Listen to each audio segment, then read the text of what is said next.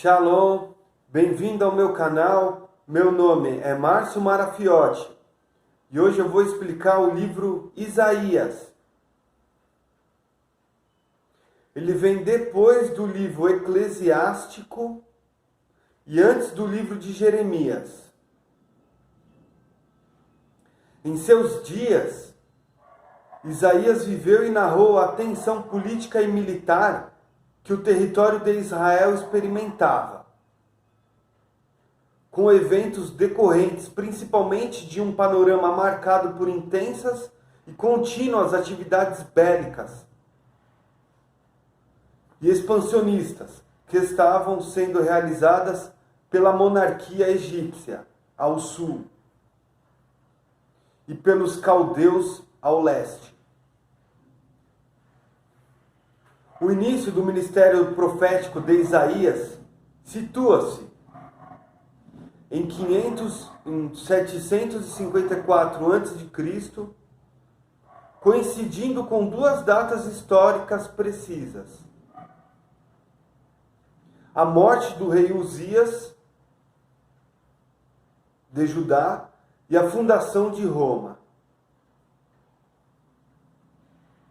Isaías, filho de Amós, não Amós o profeta, nasceu por volta de 765 a.C. e viveu na corte dos reis de Judá.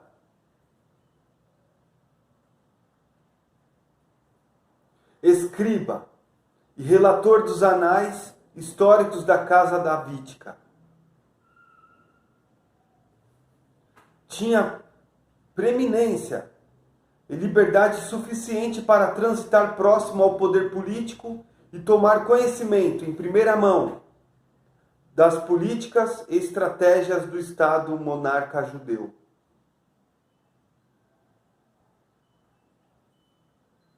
Letrado, culto, politicamente privilegiado, pode ter feito parte da casta sacerdotal de Jerusalém. Em 740 a.C., ano da morte do rei Uzias, ou Azarias, ele recebeu sua vocação profética e exerceu seu ministério por 40 anos. Numa época de crescente ameaça que a Síria fazia pesar sobre os reinos de Israel e Judá. Durante os reinados de Jotão, Acás e Ezequias.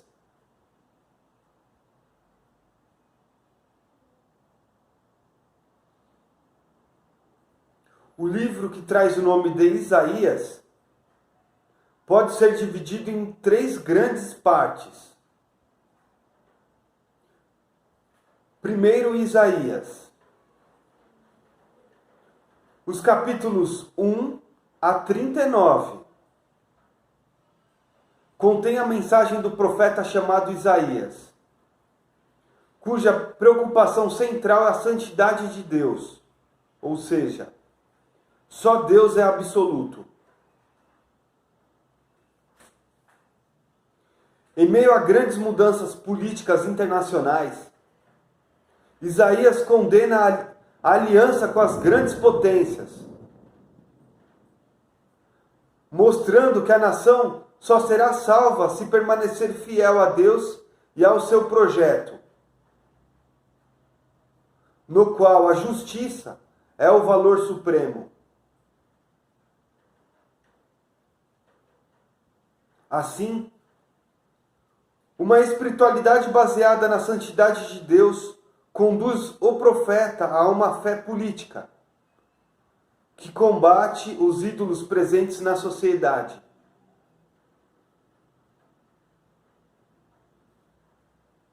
Ele fala também de Emanuel, capítulo 7, verso 14, no qual o Novo Testamento viu Yeshua Mashiach, que veio ao mundo para salvar o seu povo.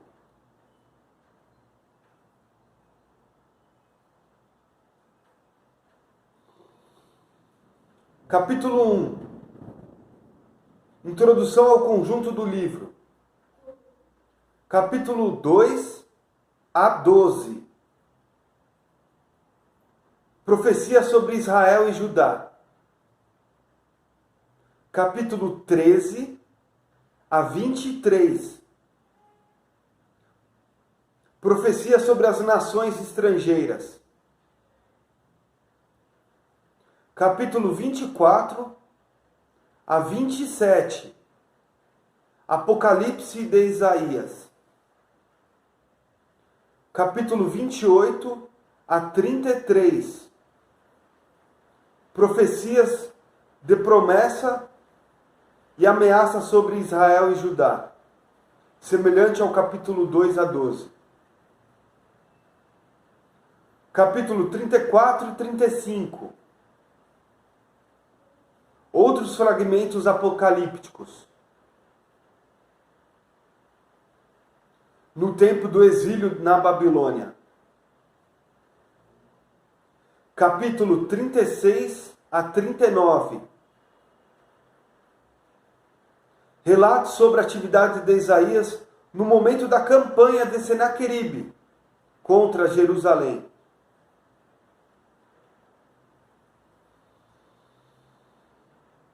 Também tem o tema contra a falsa religião. Na época de Isaías, as pessoas frequentavam o templo. Mas para o profeta isso não basta, pois encher o templo com iniquidade e solenidade é um erro enorme.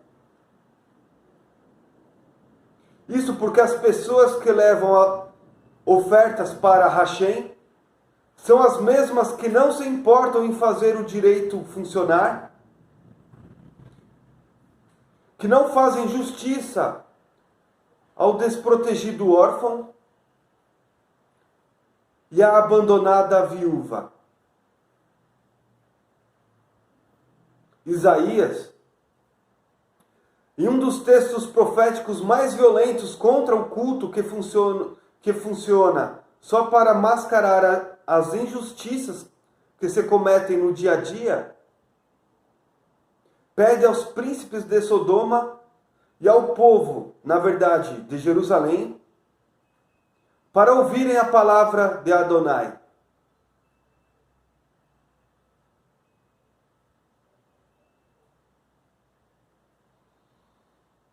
Escutem a palavra de Adonai, chefes de Sodoma, prestem atenção ao ensinamento de nosso Deus, ó povo de Gomorra. Que me interessa a quantidade de seus sacrifícios, diz Adonai. Estou farto dos holocaustos de carneiro e da gordura de novilhos. Não gosto do sangue de bois, carneiros e cabritos. Quando vocês vêm à minha presença e pisam em meus átrios, quem exige algo da mão de vocês? Parem de fazer ofertas inúteis. O incenso é coisa nojenta para mim. Luas novas, sábados, assembleias. Não suporto injustiça junto com solenidade. Lavem-se, purifiquem-se. Tirem da minha vista as maldades que vocês praticam. Parem de fazer o mal. Aprendam a fazer o bem. Busquem o direito, socorram o oprimido. Façam justiça ao órfão, defendam a causa da viúva. Capítulo 1, verso 10 a 17. Também tem o tema crítica à injustiça social. O profeta denuncia o comportamento dos ricos e latifundiários, dos que vivem em grandes festas custeadas pelo trabalho dos pobres, dos que exploram o povo enganando-lhe a justiça, negando-lhe a justiça, e dos que se fazem grandes e importantes vivendo em grandes banquetes.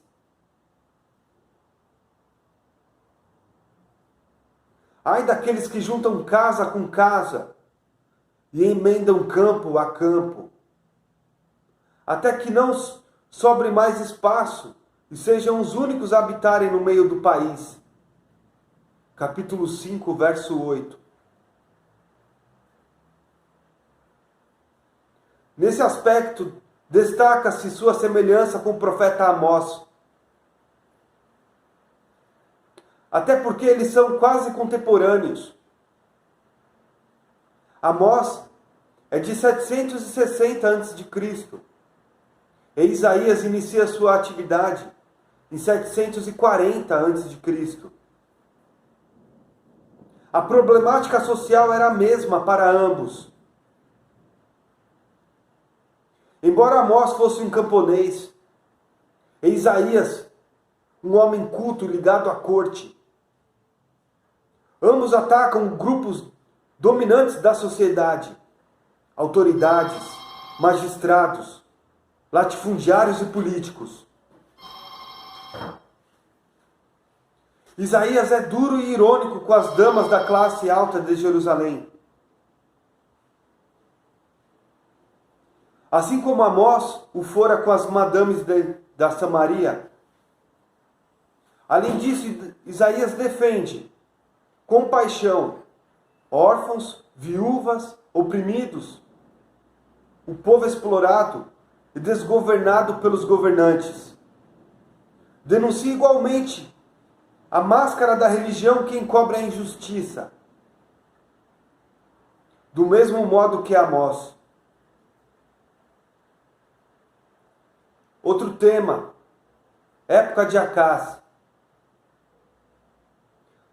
Nessa época ocorreu uma grande crise política e militar em Judá,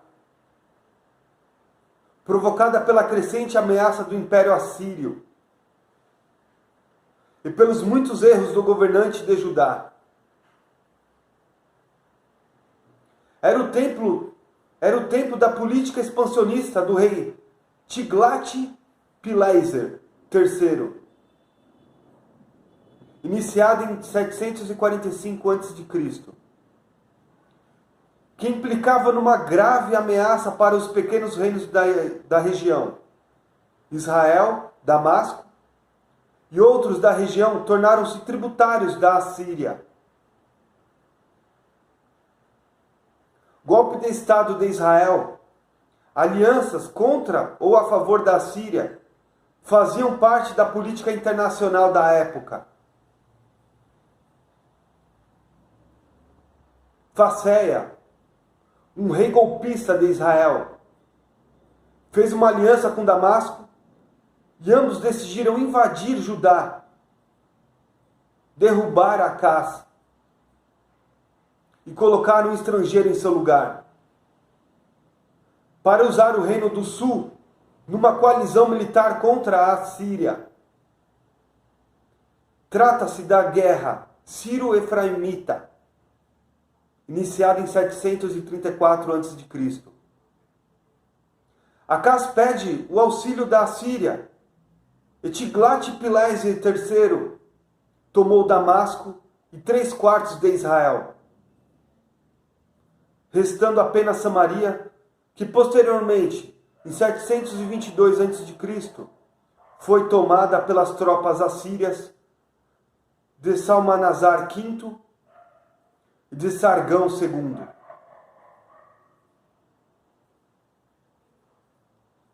O preço pelo auxílio da Síria. Judá perdeu sua independência. Acás viu-se obrigado a reconhecer os deuses assírios como seus libertadores e a prestar-lhe culto. Apresentar-se a Tiglat-Pileser III para prestar obediência e pagar pesados tributos, o que resultou num aumento aos impostos pagos pelo povo, aumentando as injustiças que antes já eram denunciadas por Isaías.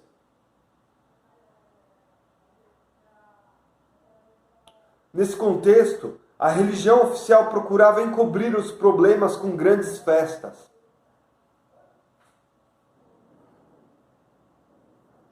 Outro tema, esperança de Ezequias. No início do capítulo 7, revela a esperança do profeta em Ezequias. É um texto que deve ser lido considerando-se a existência de dois blocos distintos.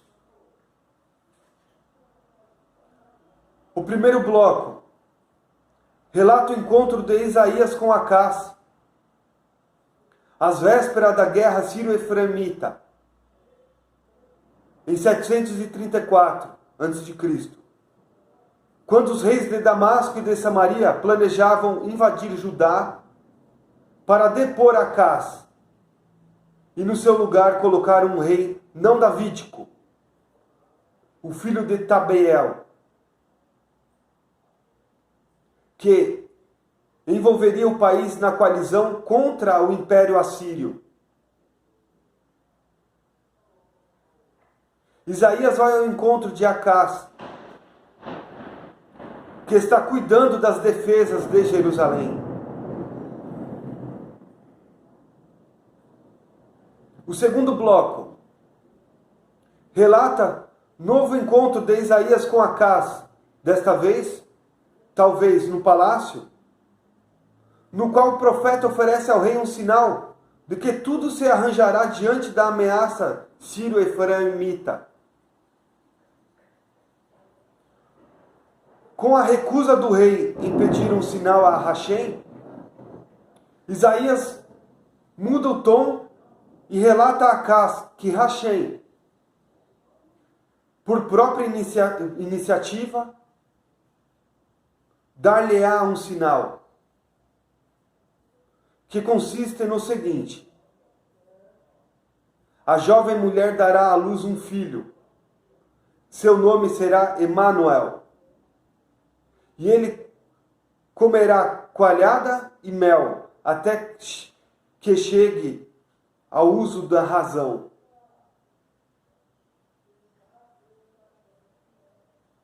É razoável concluir que a jovem mulher seja jovem rainha, mãe de Ezequias. Considerando-se que Isaías falou a Acás nos primeiros meses de 733 a.C., e Ezequias teria nascido no inverno de 732.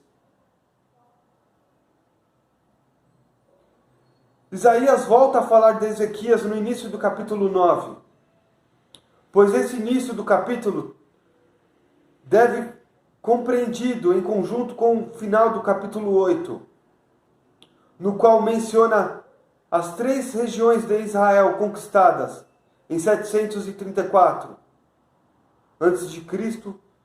por Tiglat-Pileser III, que são Zebulon, caminho do mar, Naftali, além do Jordão, e Galileia, o território das nações.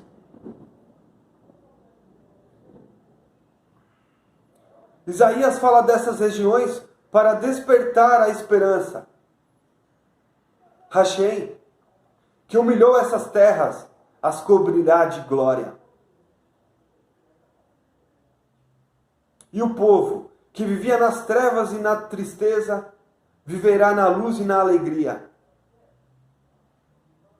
Uma alegria enorme, que é causada pelo fim da opressão, o jugo, a canga e o bastão do opressor foram quebrados. Pelo fim da guerra, a bota e o uniforme militar foram queimados. E principalmente pelo nascimento de um menino em Judá. Esse menino é um personagem da casa real. De acordo com os 4 títulos que lhe são atribuídos no capítulo 9, verso 5, títulos que parecem ser características sobre-humanas e messiânicas, mas que podem caber bem aos reis, segundo a mentalidade da época. A sabedoria do rei na administração, conselheiro. Sua capacidade militar, Deus forte. Zelo pela prosperidade do povo, Pai. Preocupação com a fidelidade do povo, Príncipe da paz. Além disso, capítulo 9, verso 6, esclarece que esse menino é da casa de Davi e caracteriza as suas ações. Governará com direito e justiça, e por isso deve tratar-se de Ezequias.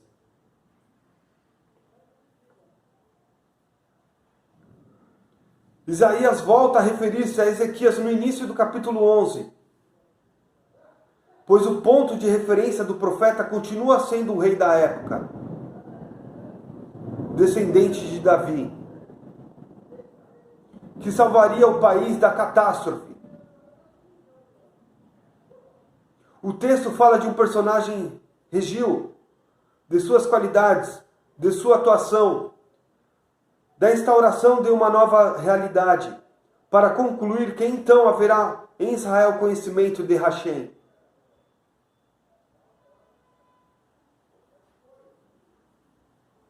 Este personagem esperado, fiel a Hashem, vai instaurar um reino de justiça e paz, onde o pobre e o oprimido serão protegidos contra a prepotência dos poderosos. Justiça e paz que são simbolizadas no poema pela convivência harmoniosa dos animais selvagens e domésticos. A identificação deste personagem da família davídica é problemática. Alguns acreditam que o poema trata da utopia profética de Isaías por ocasião da coroação de Ezequias como rei em 716 a.C. Outros defendem que se Ezequias fora o objeto da esperança de Isaías de tirar o país da crise, como aparece no capítulo 7, agora decepcionado com sua política pós-egípcia, que acaba provocando a invasão do reino de Senaqueribe. Pensa em alguém que no futuro possa resgatar Israel.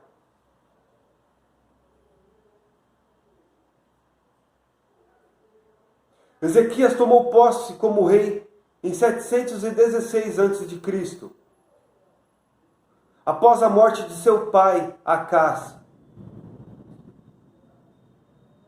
e aproveitou a pouca vigilância assíria para fazer uma reforma em Judá. Foi uma reforma religiosa, social e econômica, na qual defendeu os artesãos dos exploradores. Com a criação das associações profissionais, retirou do templo de Jerusalém os símbolos idolátricos e construiu um novo bairro em Jerusalém para abrigar os refugiados de Israel. Entretanto, em 701 a.C., Senaqueribe destruiu 46 cidades fortificadas de Judá e sitiou Jerusalém.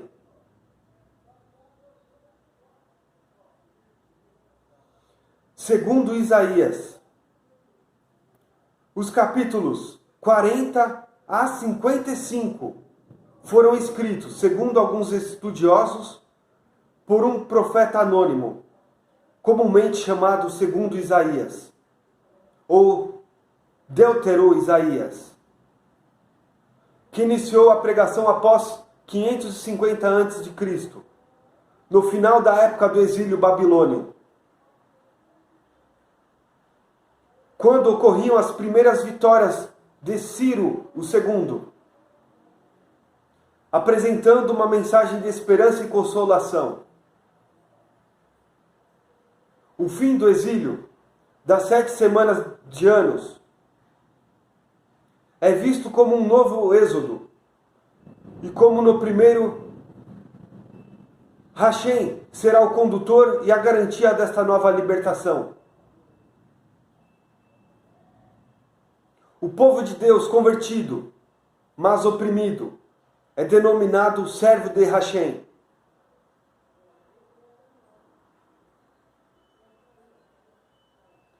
O Novo Testamento, a partir de uma interpretação do judaísmo messiânico, atribui esse título a Yeshua, o justo, que sofreu e morreu para nos libertar.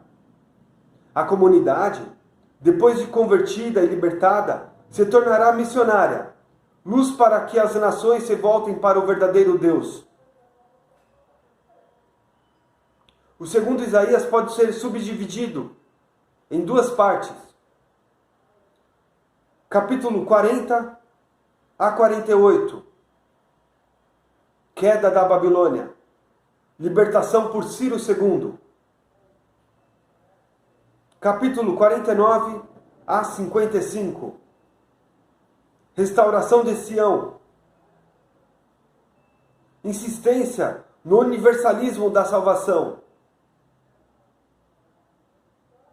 O termo servo de Deus. O segundo Isaías emprega a palavra servo 19 vezes, no sentido de servo de Hashem. E em 14 casos, este servo recebe como nome próprio Israel ou Jacó, como forma de referir-se ao povo de Israel em seu conjunto.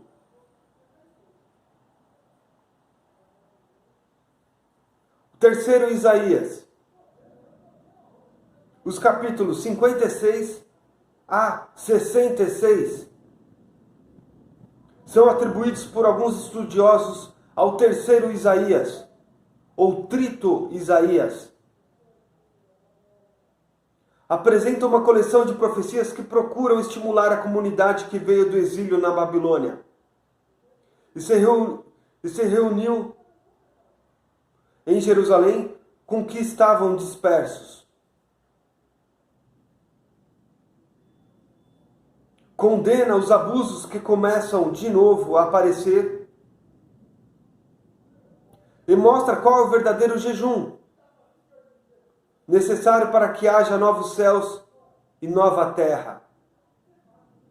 Capítulo 58, verso 1 ao verso 12. Por hoje é só. Deixe seu like, se inscreva no meu canal. Encontro vocês no meu próximo vídeo. Shalom!